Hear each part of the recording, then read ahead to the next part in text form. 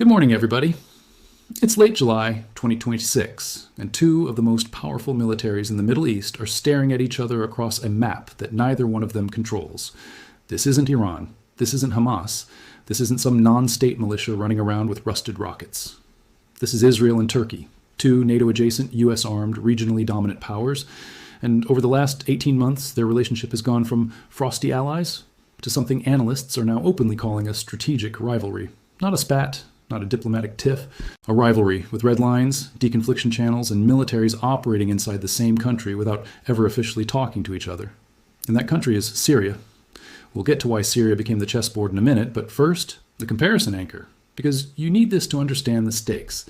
We haven't seen two powers this heavily armed, this close geographically, and this diplomatically hostile toward each other since, frankly, Israel and Egypt before Camp David.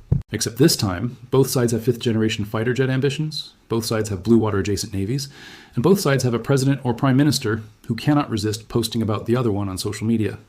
So buckle up, because today we're breaking down how Israel and Turkey went from occasional allies to the Middle East's new Cold War, what each side can actually bring to a fight, if this ever goes hot, and why almost everyone who studies this seriously says the real danger isn't a phone call ordering an attack. It's a miscalculation.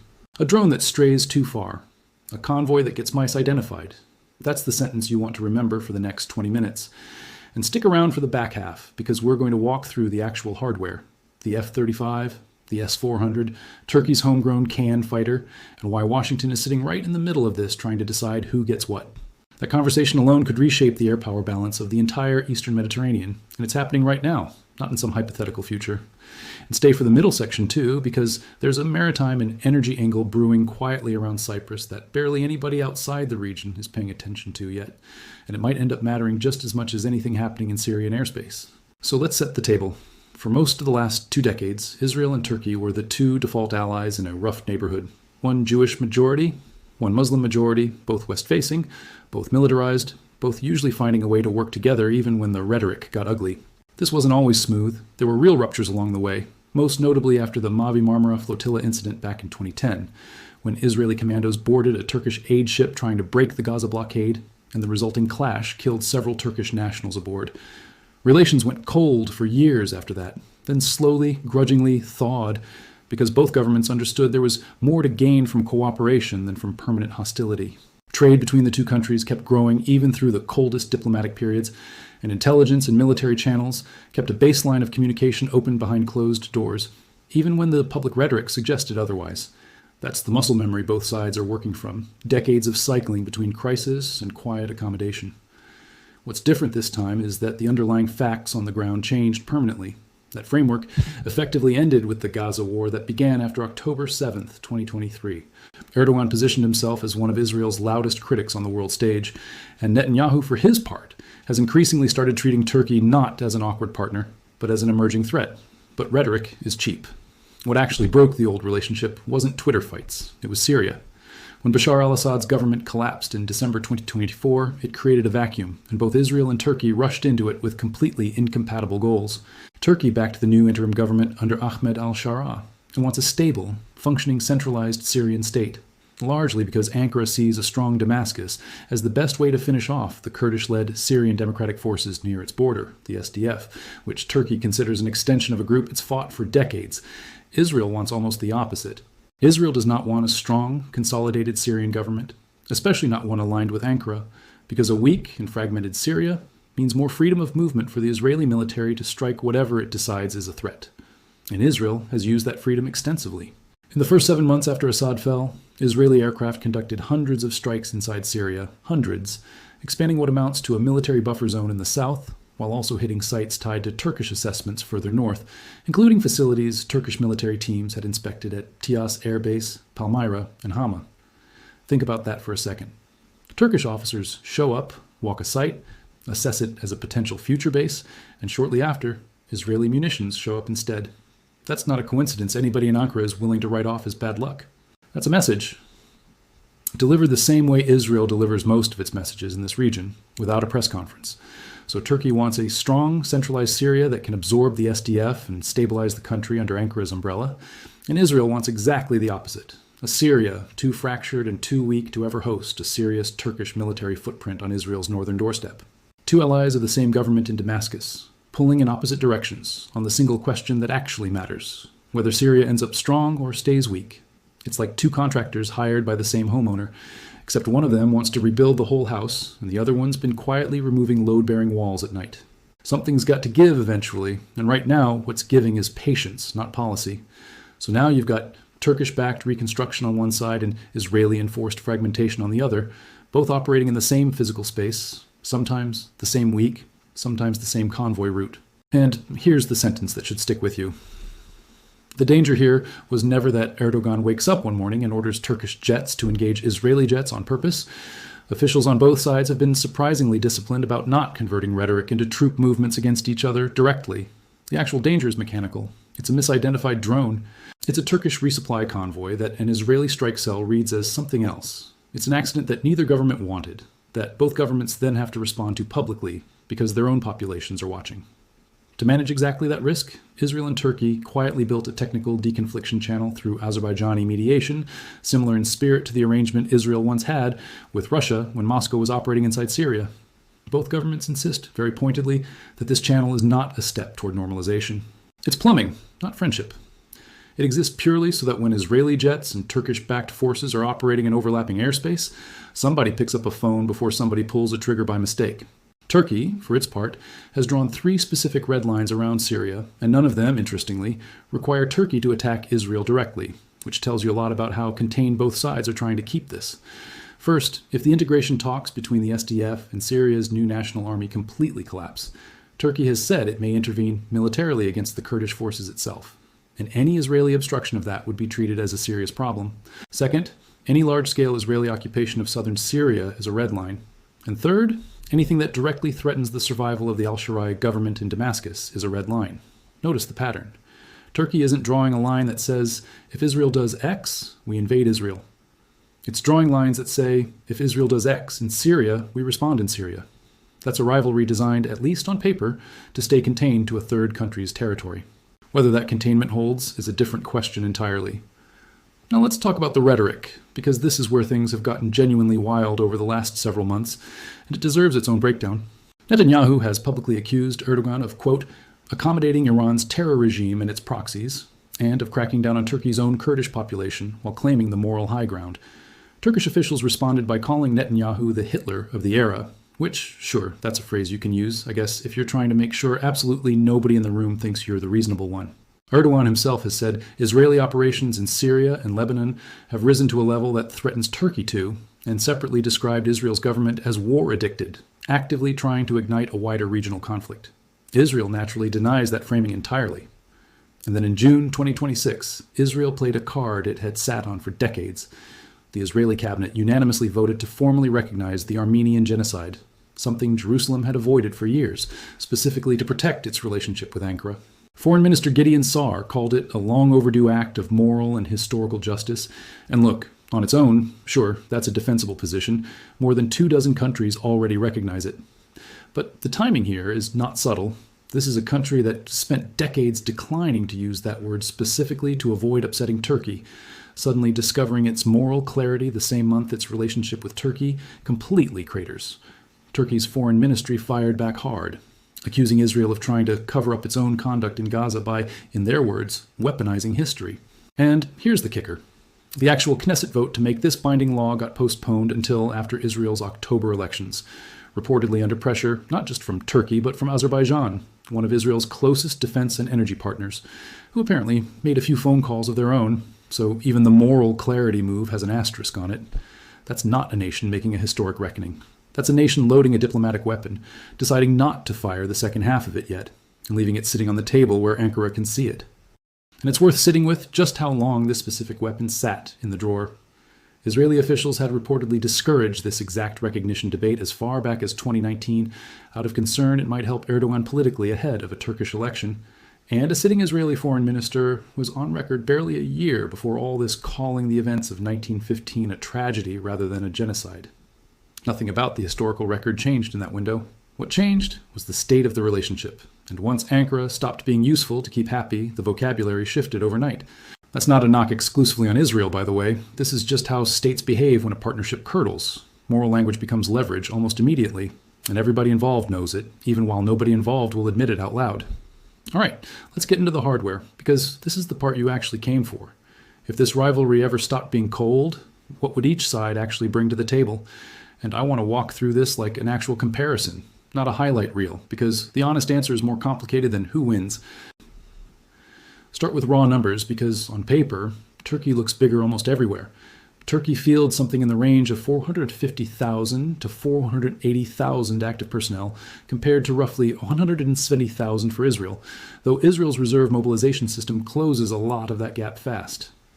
Turkey operates a larger air fleet by total aircraft count and a considerably larger navy, somewhere around 190 vessels, compared to Israel's roughly 50 to 80, depending on how you count, including more than double the submarines.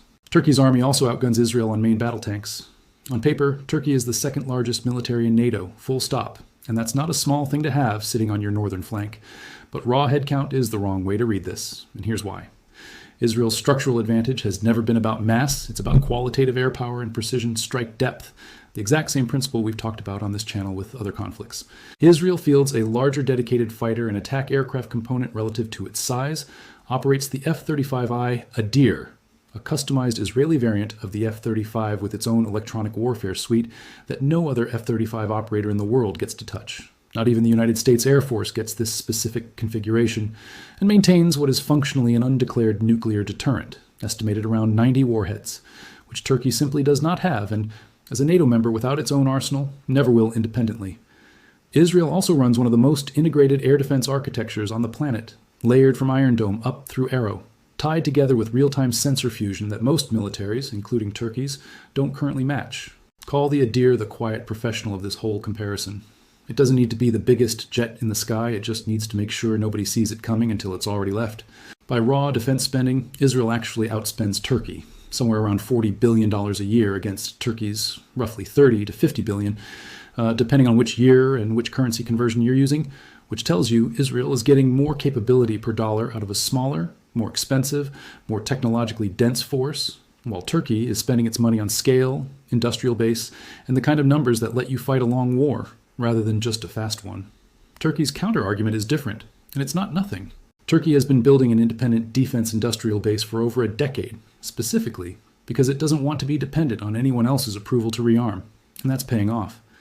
Baykar's Bayraktar and Akinci drone lines are combat-proven and exported worldwide, flying in conflicts from Libya to Nagorno-Karabakh to Ukraine, which is more real-world combat mileage than most manned fighter programs ever accumulate. If the Otter is the quiet professional, the Bayraktar is the scrappy overachiever, cheap, expendable everywhere, and it's changed how smaller air forces think about air power entirely. Turkey is also finishing its first light aircraft carrier, the TCG Anadolu, designed originally around F-35B short takeoff operations before the F-35 relationship collapsed, and now reconfigured to operate as a drone carrier instead, which is either a brilliant pivot or the most expensive plan B in recent naval history, depending on who you ask in Ankara on a given day. And the crown jewel of the whole program is the KAAN, Turkey's indigenous fifth-generation stealth fighter, still early in production, still dependent on American General Electric F-110 engines to actually fly in meaningful numbers, but symbolically enormous because it's Turkey telling the world it doesn't intend to stay a customer forever. It intends to become a manufacturer other countries buy from. On the naval side, the numbers genuinely favor Ankara. Turkey's navy runs somewhere in the neighborhood of 150 to 190 vessels, including frigates, corvettes, and 13 submarines, plus that new amphibious carrier we just talked about. Israel's navy is a fraction of that size, but it's built around a completely different job description: missile-equipped corvettes and a small submarine fleet that multiple open sources describe as providing Israel with a credible second strike capability, meaning even if Israel's mainland took a catastrophic hit, retaliation would still be guaranteed from the sea. Turkey's navy is built to project power across a wide maritime footprint. Israel's navy is built so that nobody ever seriously considers trying to erase Israel in the first place. Those are two very different design philosophies, and both of them are, in their own way, working exactly as intended. And this is where Washington becomes an actual character in this story, not a bystander. Turkey was originally a full partner in the F-35 program, slated to buy 100 jets and manufacturing over 900 components for the aircraft globally, before Washington expelled Ankara from the program in 2019 after Turkey bought Russia's S-400 air defense system, a system the Pentagon has repeatedly said cannot operate in the same airspace as an F-35 without compromising the jet's stealth signature to Russian intelligence. That expulsion has held for 7 years. But this July, at a NATO summit Erdogan hosted in Ankara, the picture started shifting fast. The Trump administration notified Congress of a sale of more than $700 million in F-110 engines to power the KAAN program, and separately signaled openness to readmitting Turkey to the F-35 program outright, possibly contingent on Turkey finally divesting the S-400. Turkish media reported this internally as, quote, a 3-0 victory, sanctions relief, F-35 access, and the engine deal all in one basket. Israeli officials, for their part, are lobbying hard against any of it, and where they can't kill the deal outright, they're pushing Washington to offer Turkey a downgraded, less capable version of the jet, if it happens at all. Netanyahu said it plainly to American media, arming Turkey with F-35s would upset the balance of power in the entire Middle East. So picture the electronic warfare picture for a second, the kind of breakdown we usually do with actual combat aircraft. If Turkey eventually fields even a limited F-35 fleet alongside its existing air force and its own KAAN stealth fighter matures behind it, Israel's single biggest structural advantage, being the only stealth operator in the region that matters, starts to erode, not disappear. Erode. That's the whole ballgame from Jerusalem's perspective, and it's why Israel is fighting this fight in Washington lobbying rooms just as hard as it's fighting anything in Syrian airspace. Now zoom out from the hardware for a second, because this rivalry isn't just about Syria and jets. It's got a maritime and energy dimension too, and this is the part most casual coverage completely skips. Turkey has spent years trying to position itself as the primary energy and shipping corridor between the Eastern Mediterranean and Europe. Israel, Greece, and Cyprus have other plans, specifically the long-discussed East Med pipeline project, designed to move natural gas from Israeli and Cypriot fields to European markets while deliberately routing around Turkish territory entirely. Ankara reads that project exactly the way you'd expect, as an attempt to economically encircle Turkey by boxing it out of its own regional energy corridor. On top of that, Israel has been actively arming Cyprus, including sales of the Barak MX air defense system, a move that revives old Turkish memories of the S-300 missile crisis from the late 90s, when a similar Cypriot air defense purchase nearly triggered a shooting war between Greece and Turkey before the missiles were quietly rerouted to Crete instead. So now you've got Israel arming one of Turkey's oldest regional rivals, backing a pipeline designed to route around Turkey, and doing it all while Ankara is simultaneously trying to reintegrate into the F-35 club. None of these tracks are officially connected to each other, but good luck telling that to anyone sitting in Ankara reading the news. Now, here's a piece of this that barely makes headlines outside the region, but genuinely matters. So stick with me for a second. While all of this is unfolding over Syria, Israel has been quietly deepening security ties with two of Turkey's oldest rivals, Greece and Cyprus. In December, the three countries formalized a security arrangement in Jerusalem on top of the Barak MX sales to Nicosia, we already mentioned, and Greek and Israeli air forces have been running joint exercises with increasing frequency. None of this is framed publicly as anti-Turkey. Officially, it's about energy security and regional stability. But go ask anyone in the Turkish Foreign Ministry how it reads from their side of the map, and you're not going to get regional stability as the answer. You're going to get encirclement. And honestly, geographically, it's hard to argue with them. Turkey is now looking at an Israeli-Greek-Cypriot security triangle wrapping around its entire southern and western maritime approach. At the same time, Ankara is trying to negotiate its way back into an American fighter jet program. That's not a comfortable position for any government to be negotiating from. And it's almost certainly part of why Turkey's public rhetoric has gotten sharper rather than softer, even as the technical deconfliction channel with Israel keeps functioning quietly in the background. Public escalation and private cooperation running side by side, that's basically the entire relationship in one sentence. And here's the irony that ties the whole thing together in a bow, the kind of detail that makes you shake your head. Turkey, despite being cast in parts of the Israeli press as an emerging threat on par with Iran, is simultaneously hosting expanded NATO Patriot missile battery deployments from the United States and Spain at its own bases, deployments that increased earlier this year specifically because of tensions with Iran. So you have a NATO member sitting inside the Western Alliance's own air defense architecture being discussed in Israeli security circles using almost the exact same language once reserved for Tehran. That's not a contradiction anyone's fully resolved yet. And it's exactly the kind of tension that makes this rivalry so hard to predict, because Turkey isn't a rogue state operating outside the system. It's a NATO power operating inside it, while simultaneously being treated as a threat by one of America's other closest allies. Try building a coherent policy out of that in Washington. It's a mess, and everybody knows it's a mess. So let's do the actual strategic analysis, the board nobody else is drawing, because that's what you're really here for. First, does this go hot? Almost every serious analyst covering this says no, not by design. Both governments have been careful, for all their rhetoric, to keep their red lines pointed at behavior inside Syria rather than at each other's territory directly. Nobody in Ankara wants to trade blows with the country holding roughly 90 nuclear warheads and the most integrated air defense network in the region. Nobody in Jerusalem wants to open a second serious front against the second largest military in NATO, while still managing Gaza, Lebanon, and a degraded but unpredictable Iran. The incentives on both sides point toward managed friction, not war, and it's worth being precise about what stays cold actually means here, because it doesn't mean nothing happens. It means nothing happens that either government has to publicly own. Expect more strikes on facilities Turkish teams have scouted.